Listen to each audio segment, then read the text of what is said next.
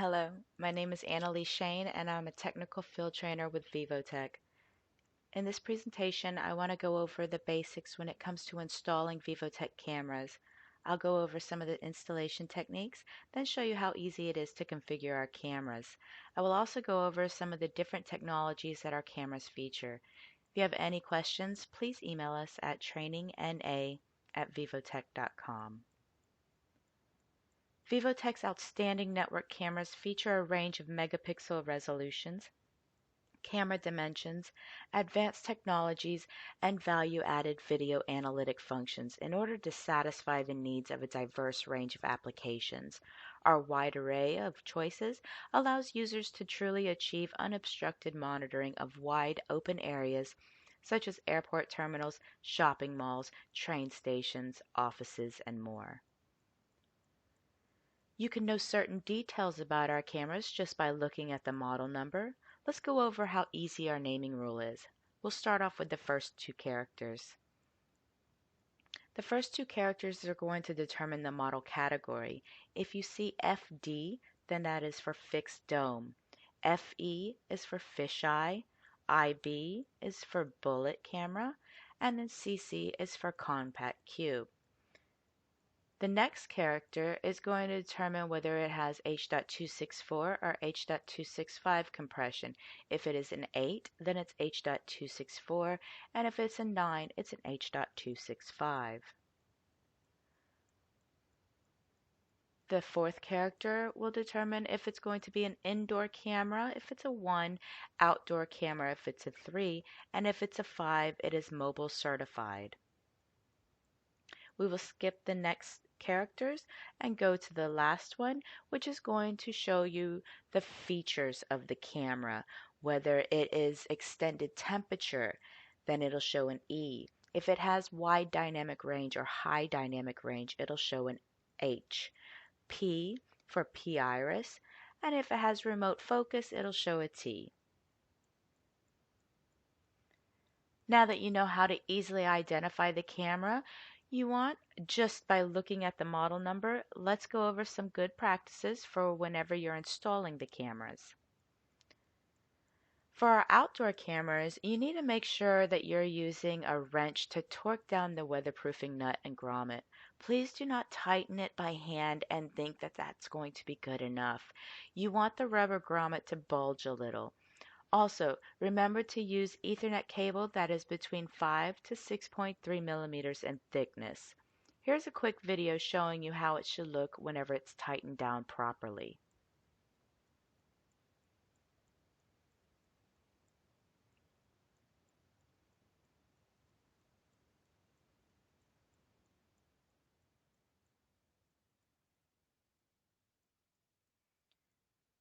It is also good practice to form a drip loop on the back-end cable. Leakage or moisture can gather in condensation into water drops and run along the cable. A drip loop is going to ensure that no water gets into the camera.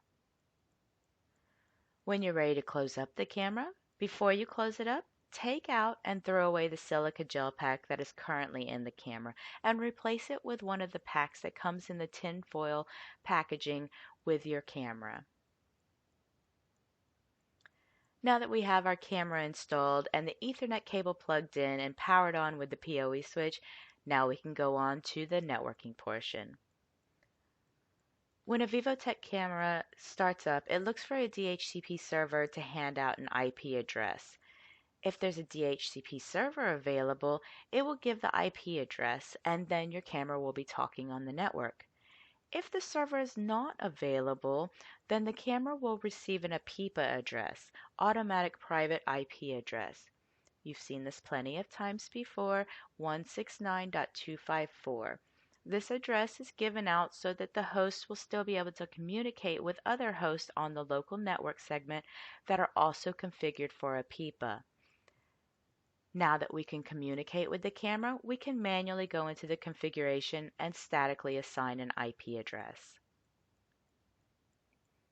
Let's go over how to get to the networking section in the camera. Using Shepherd, I'm going to find my camera that's on the network, double click, and it brings me into my web UI. I can go to Configuration. We're now going to navigate to Network and then General Settings. Click on Use Fixed IP Address, and now we can set our static IP address, subnet mask, default router, and DNS. Once we click Save, it will save all of this information into our camera, and it will reboot into the new IP address.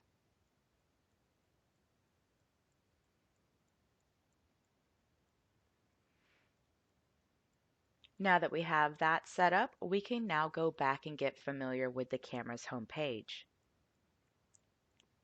When you first log in, this is how it will look. You'll have the camera's name at the top. You can resize the image with the resize buttons. We have our configuration area where you can go into client settings, configuration, and change languages. Your live view window and video control buttons where you can take snapshots, pause, record, zoom in, and then pop out to full screen as well. And on the left hand side we have our camera control area where we can zoom in, pan, tilt, and zoom and change our video streams if available. Now let's get into configuration.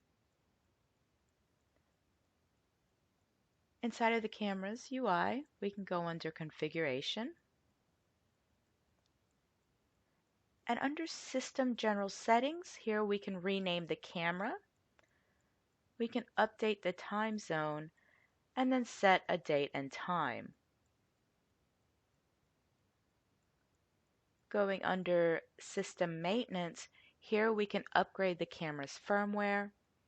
We can reboot the camera and also reset the camera back to factory settings. Image settings is where we can make a lot of changes to how the view of the camera looks.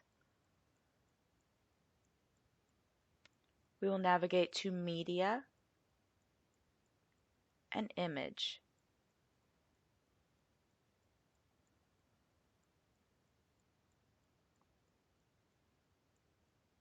Under the General Settings tab, we can choose whether or not and how to display the timestamp. The power line frequency is to eliminate image flickering associated with fluorescent lights. Okay, the power line frequency for the US is 60 Hz. You can manipulate the orientation of the camera by flipping, mirroring, or rotating.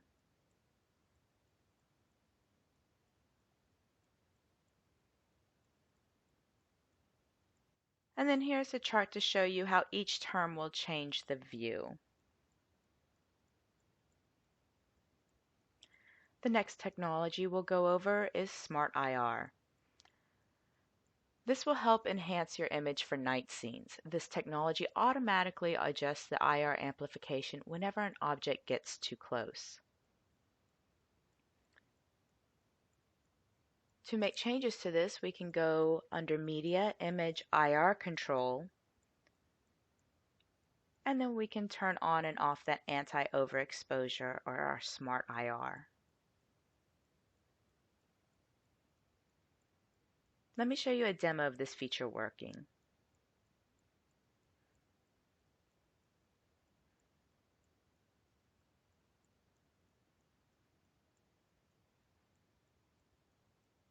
Under Image Settings, we can tune the white balance and adjust the image.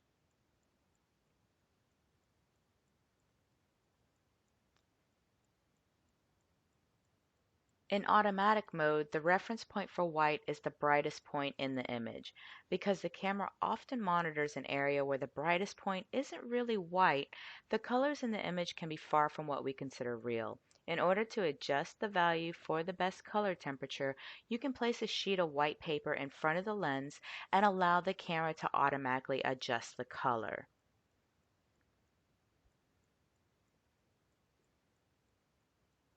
If we scroll down, we can get to defog. And defog helps improve the visibility quality of captured images in poor weather conditions like smog, fog, or smoke. And below that is 3D noise reduction, and this is mostly applied in low light conditions. This will help reduce noises and flickers in your image. But when it's enabled in a low light condition with fast moving objects, trails or after images may occur. You may then select a lower strength level or disable the function completely. Here's a demo of the defog technology.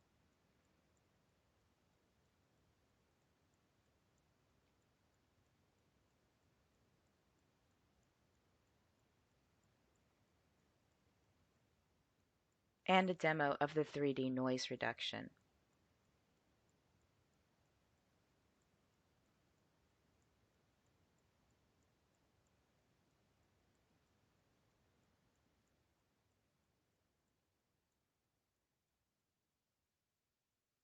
Note the differences when compared side by side.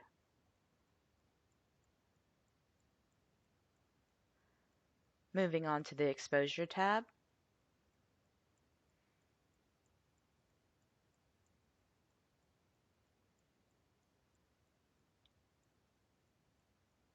We'll start off with fast auto exposure. This function is for whenever you need to monitor fast changing lighting conditions. For example, let's say you have a camera that is monitoring a highway lane or an entrance of a parking area at night.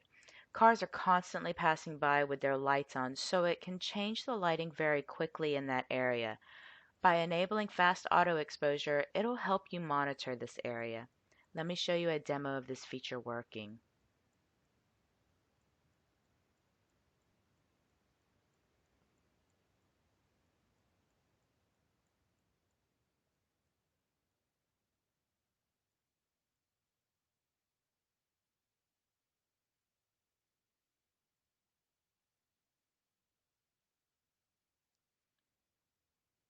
Next, we'll go over exposure strategy. With the measurement window, this function allows users to set measurement windows for low light compensation. For example, where low light objects are opposed against a extremely bright background, you may want to exclude the bright sunlight shining through a building's corridor.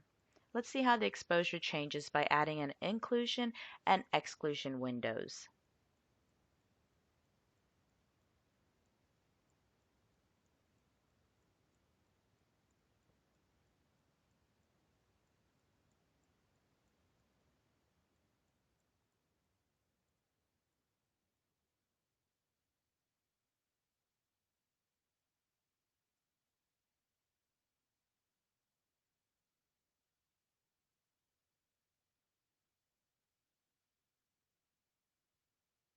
BLC is for backlight compensation.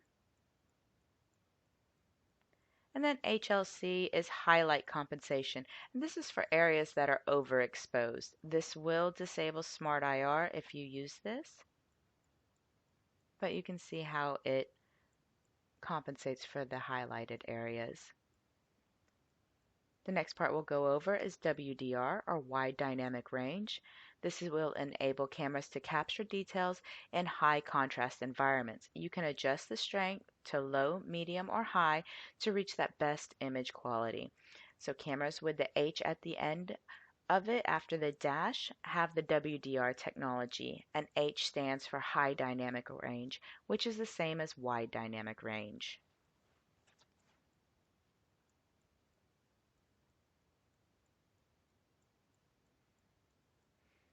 Here's a demo video showing you the difference between WDR and not having WDR.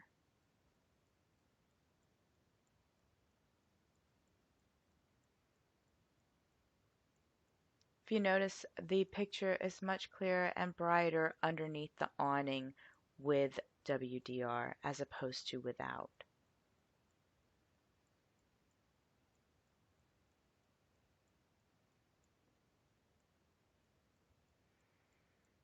And the final tab we'll go over in this section is the Focus tab that is available with our remote focus cameras. Any of our cameras with a -T on the end of the model number have this technology. We'll click on the Focus tab, and I'll show you how you can perform a custom focus. You can choose the location that you'd like to focus in on,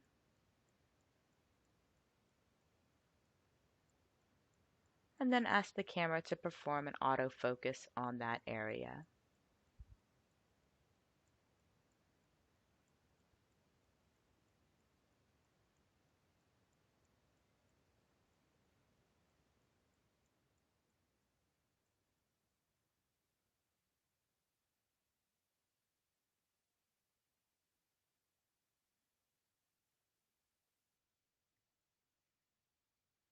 Compression and streams.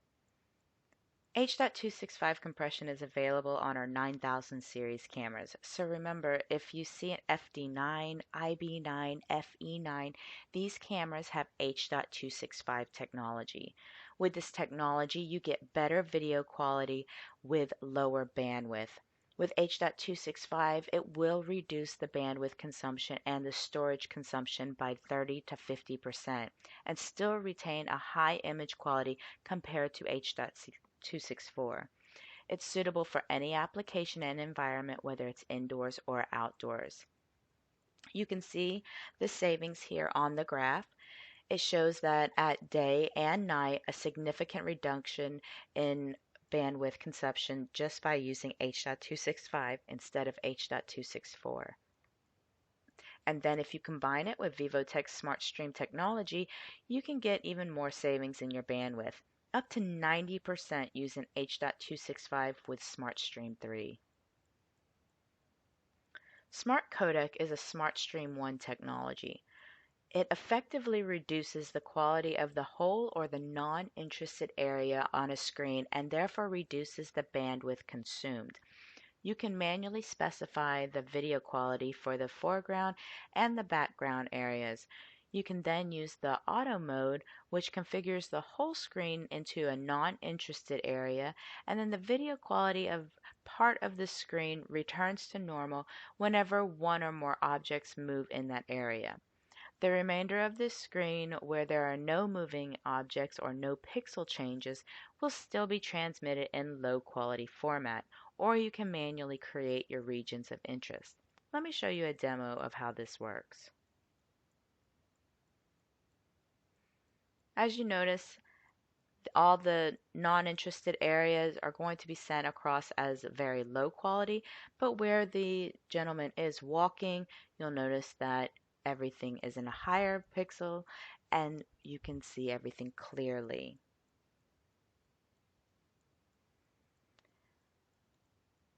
Dynamic interframe period. So let's start off by defining iframe and pframe. An iframe or intra-coded picture is a complete image, like a JPEG image file. A pframe or a predicted picture holds only the changes in the image from the previous frame. The iframes are completely self-referential and they are the largest in size. The p-frames are predicted frames, so the encoder refers to the previous I or p frames for redundant image information.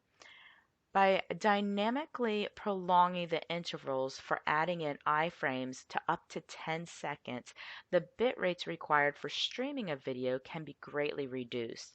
If activities occur in the scene, the firmware automatically shortens the iframe or intraframe or complete picture insertion timing so that it can maintain the image quality.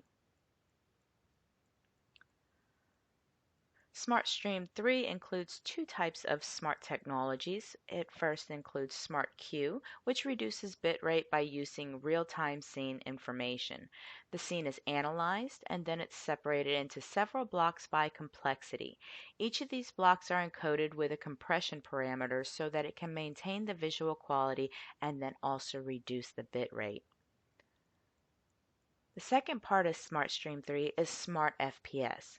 In a static scene, the algorithm is going to put old frames in queue when no motion occurs in that scene.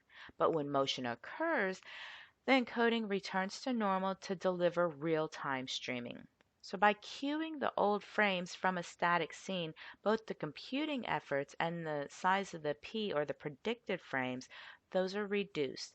This will help to keep up with the frame rate requirements while reducing the bandwidth usage. So in our Cameras UI, let's go ahead and go to Video. And here I want to show you that some of our camera video modes can be changed based on your needs. For this camera, which is a 5 megapixel turret, I have 3 choices. So if I need WDR Pro, then I will have 20 max frames per second available to me. And I can choose between whether I want to use it as a 5 megapixel or a 4 megapixel camera. I'll choose 5 megapixels if I need the higher megapixels, but if I prefer widescreen 16:9 aspect ratio, then I'll select the 4 megapixel. If I don't need the WDR Pro, but I must have 30 frames per second, then I can use the camera as a 4 megapixel camera. Clicking on Stream, and then choosing Stream 1, here I can choose if I want H.265 or H.264 compression. I can change my maximum frame rates, and then I can also change my Smart Stream settings as well here.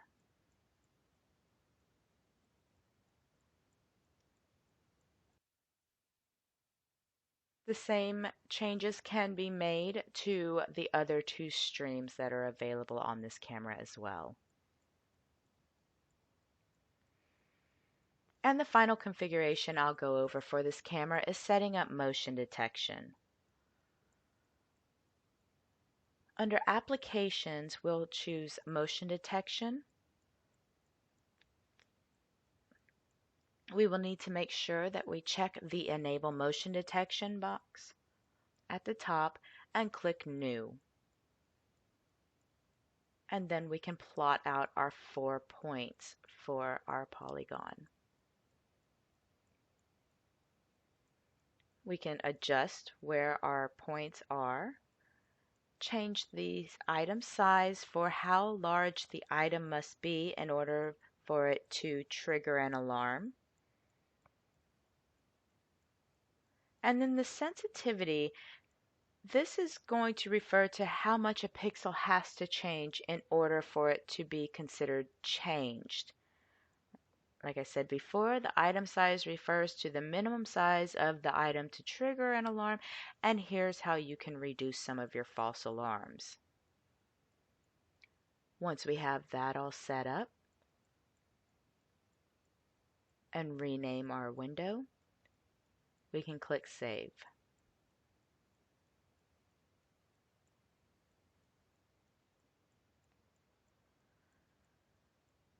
Now that we have our camera configured, let me show you how easy it is to add the camera to an NVR, and then I'll show you how easy it is to add it to VAST.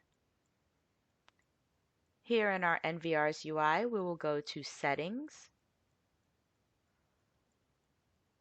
and then choose Camera from the menu and Management. In order to add a camera, we will click on the Add Camera icon. It will search our network for any cameras that are connected, and then we'll click Add and Apply. Click on the Back button. Here we can rename the camera.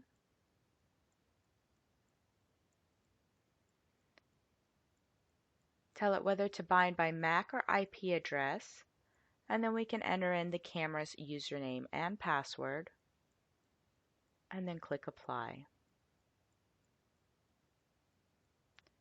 On the top right, you'll notice that the window is spinning, and then once it's connected to the camera, it'll show an image. We can now go back to Live View and drag our camera into a view cell. Adding a camera to VAST 2 is just as easy. First, we'll log into VAST 2.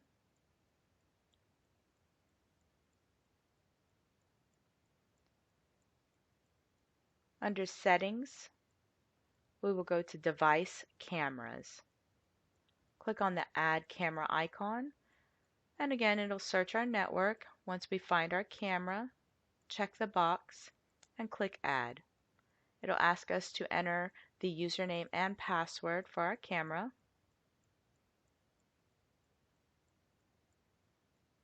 And we will get a green check mark once it's added. Here you see that it's now in our camera list, and we can go to Live View and drag and drop our camera view onto the view cell. This brings us to the end of our demo and presentation of Vivotek's Camera Basics. Please go to our website for more information and demo videos as well.